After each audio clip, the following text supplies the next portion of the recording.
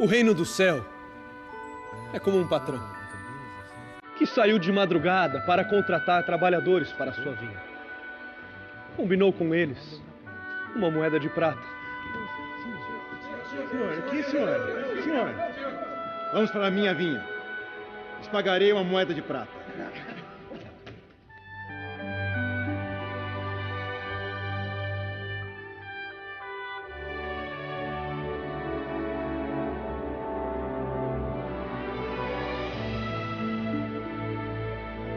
Saiu novamente às 9 horas da manhã e encontrou outros que estavam desocupados na praça. Então lhes disse: Aqui, senhor. Senhor, venham vocês também para a vinha. Lhes pagarei o que for justo.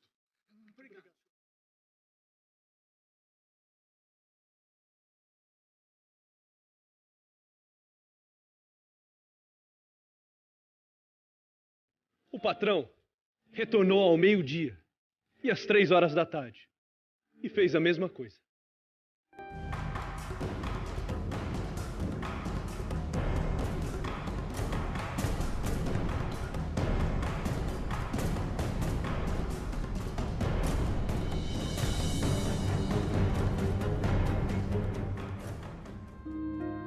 O patrão saiu novamente às 5 horas da tarde e encontrou outros que estavam sentados na praça e lhes disse: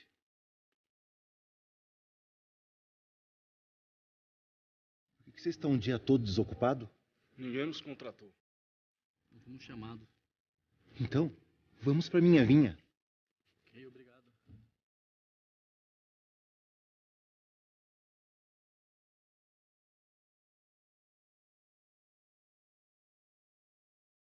No fim do dia, o patrão chamou o administrador e pediu para que ele pagasse a todos um dia de trabalho.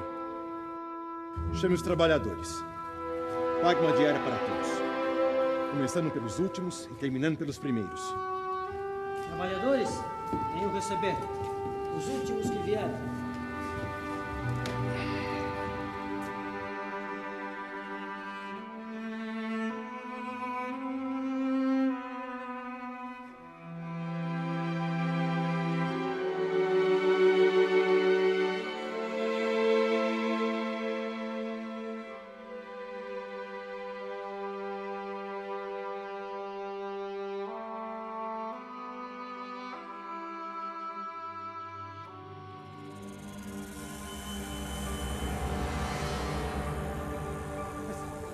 Como assim?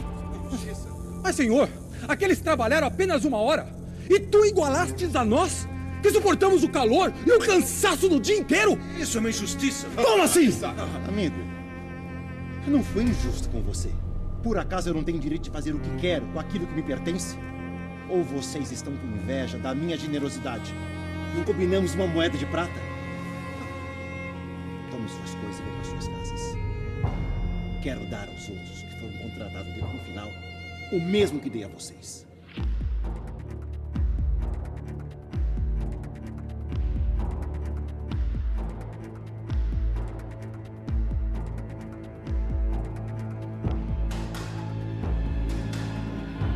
Assim, os últimos serão os primeiros e os primeiros os últimos. Shalom. A temática que o Evangelho de hoje nos apresenta, o trabalho e a justiça, é de uma atualidade extrema neste tempo em que vivemos. A crise económica, que parecia querer dar sinais de superação, vê-se agravada com a pandemia. Muitas pessoas perderam seus empregos e muitas mesmo, temem que isso possa vir a acontecer-lhes também. O futuro é uma incerteza. Bem, o Evangelho não tem como primeira preocupação a justiça económica. As palavras de Jesus têm como objetivo primeiro ressaltar a bondade do patrão que na parábola se identifica com Deus Pai. Mas a boa notícia envolve e diz respeito a todo o agir humano e não apenas à sua relação com Deus. Então, o socioeconómico, o político, as relações humanas têm a ver com a fé e precisam ser uma consequência dessa mesma fé. E neste campo, podemos avançar duas ilações que parecem estar por trás do ensinamento de Jesus.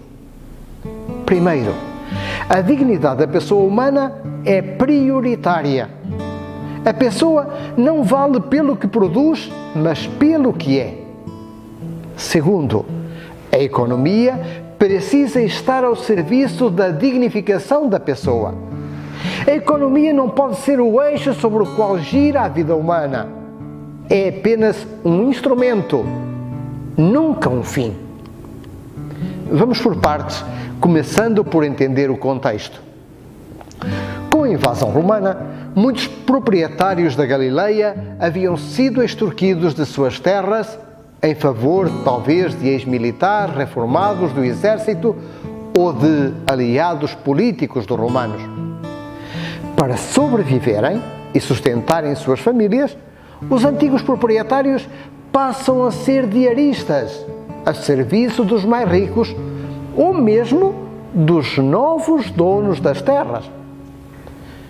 De homens livres, passam a quase escravos, precisando mendigar o trabalho diário. A oferta de mão de obra ultrapassava em muito a procura. Daí que todos que pretendiam trabalhar se reuniam de manhã cedo em certos pontos estratégicos, esperando serem contratados por algum patrão ou latifundiário. Os donos chegavam cedo e recrutavam os mais fortes, subejando os fracos e os menos jovens. Raramente alguém seria recrutado depois do meio-dia. No final do dia, o pagamento era feito de acordo com a lei do Levítico e do Deuteronômio, isto é, consoante as horas de trabalho. Mas algo novo pode ser percebido nesta parábola. Por um lado, este patrão emprega todos os trabalhadores, até os menos capazes. Porquê? Porque tem compaixão deles. Por outro, no final do dia, o patrão faz a todos o mesmo pagamento, sem se preocupar com as horas trabalhadas, com o rendimento de cada um. Fica a ideia de que para este patrão, mais importante do que o produzido, era o que cada trabalhador podia levar para a sua casa. Claro que, na hora de receber, há vozes discordantes acerca da justiça do patrão. Quem trabalhou mais já fazia planos, pois esperava receber mais. Não pensamos assim muitas vezes? É a lógica do mundo, a lógica da remuneração. Cada um deve ser pago de acordo com a sua produção. Só que a lógica de Deus é bem diferente. O patrão não foi injusto, pois, para além de todos receberem o combinado, todos foram tratados com dignidade. E o questionamento é forte. Será que o seu coração invejoso é tão mau que não conseguem alegrar-se com o necessário para todos, incluindo os mais desprotegidos? Não basta cumprir a lei. O estrito cumprimento da lei muitas vezes nos impede não apenas de sermos justos com as outras pessoas, mas também de nos relacionarmos com Deus. A parábola foi dirigida aos escribas e fariseus que não apenas se tinham como senhores da lei, como se sentiam incomodados ao perceberem o amor de Deus pelos mais pobres e desfavorecidos, e pior ainda, quando viam Jesus conviver com esses mesmos pobres e com os marginalizados.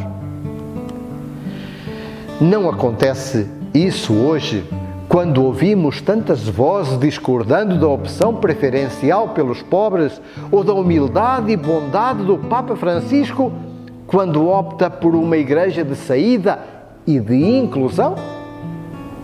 Quando diz que todas as pessoas, incluindo os recém-casados, os homossexuais, as prostitutas e até os pecadores, são muito amados por Deus?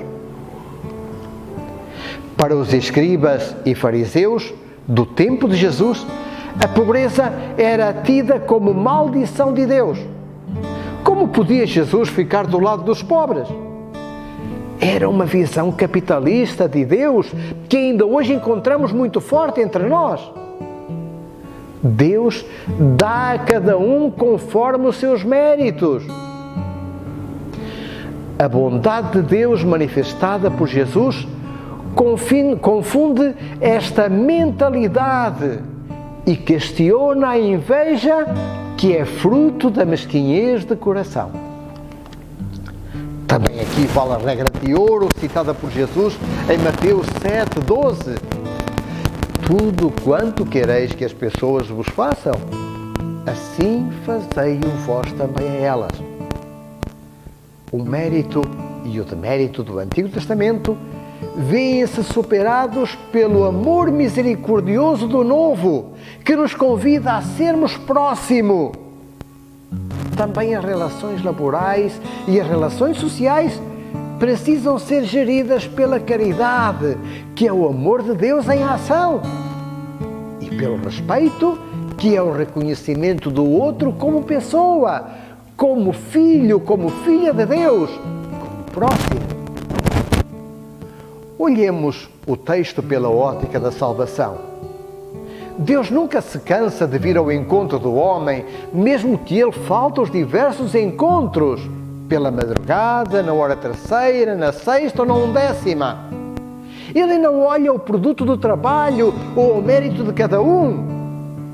Ninguém participa por direito na igreja, nem vai para o céu por mérito. Tudo é dom e dom gratuito. A única coisa que precisamos fazer é deixar-nos envolver nesse amor de Deus. Mergulhar, saborear esse amor e simplesmente viver esse amor. E o céu não será mais uma vida futura. Ele começa aqui e agora, quando você e eu aceitarmos o desafio de amarmos como Deus nos ama. Shalom. Vozes de paz estão se ouvindo. Vai pela estrada o peregrino. Rios de amor estão fluindo.